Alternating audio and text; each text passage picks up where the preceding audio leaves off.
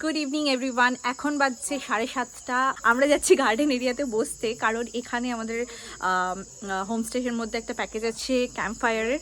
তো ক্যাম্প ফায়ারের জন্য বসছি এখানে, একটু সন্ধ্যেটা কাটাবো। তাড়াতাড়ি আজকে চলেই এসেছি সারাদিনের পরে, তো ভাবলাম তোমাদের সঙ্গে ছোট্ট করে শেয়ার করে দিই কী হচ্ছে এখানে না হচ্ছে।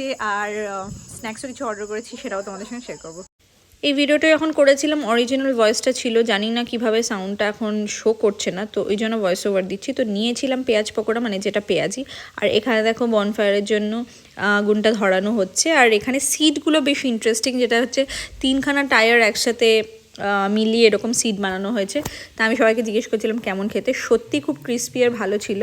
তো সবার কাছ থেকে রিভিউ নিচ্ছিলাম। তো পেঁয়াজ পকোড়ার পরে ছিল চিকেন পকোড়া, যেটার জন্য আমরা ওয়েট করছিলাম।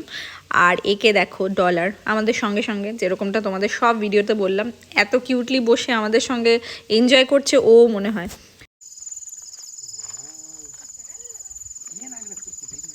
বেশ ক্রিস্পি খেতে পকোড়াটা।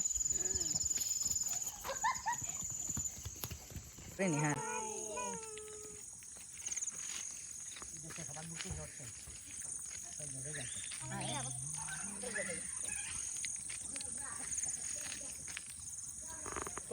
চলে এসছে আমাদের চিকেন পকোড়াও। দেখতে তো খুব ইয়ামি লাগছে।